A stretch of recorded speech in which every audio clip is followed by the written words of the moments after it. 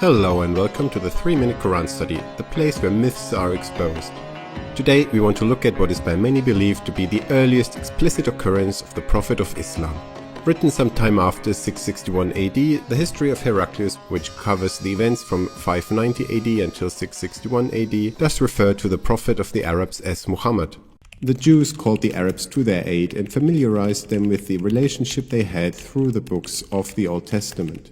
Although the Arabs were convinced of their close relationship, they were unable to get a consensus from their multitude, for they were divided from each other by religion. In that period, a certain one of them, a man of the sons of Ishmael named Muhammad, a merchant, became prominent. He said, God promised that country to Abraham and to his son after him for eternity. And what had been promised was fulfilled during that time when God loved Israel.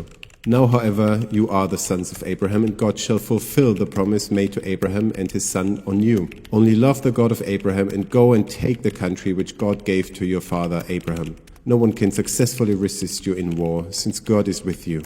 Then all of them assembled together from Havilah to Shul, which is opposite Egypt, and they set out from the Parhan desert. They reached Moabit Rabat at the borders of Reuben's land. The Byzantine army was encamped in Arabia. The Arabs fell upon them suddenly, struck them with the sword, and put to flight Emperor Heraclius' brother Theodosius. Then they turned and encamped in Arabia. The history of Heraclius was first published in 1851, based on two anonymous manuscripts from the 16th and 17th century, with the older manuscript having since been lost. Already in the 19th century, the text has been attributed to the Armenian bishop Sebeos, who must have lived during the second half of the 7th century. However, historians today largely reject this attribution. Scholars like Robert W. Thompson and James Howard Johnston are therefore referring to the author as pseudo-Sebeos. This pseudo-Sebeos puts his history into an apocalyptic context, as we've seen many times already.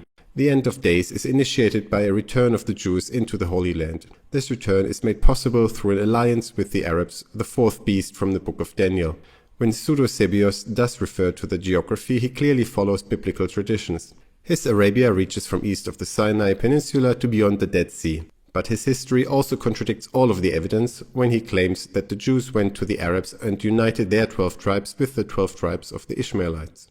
While it's true that the Jews likely saw the Arabs as potential allies who could help them overcome the persecution of their Greek overlords, the narrative that pseudo-Sebeos weaves contradicts real history. For example, the alliance between Jews and Arabs against Heraclius' brother Theodorus reverses actual history. In reality, it was Theodorus who went into an alliance with the Arabs against the Persians. The passage about Muhammad is clearly an outlier compared to the reflections on the biblical themes before and after, where pseudo-Sebeos extensively quotes the book of Genesis. Many scholars therefore think that we are looking at a later interpolation, and indeed once we remove the passage, the text does become more coherent.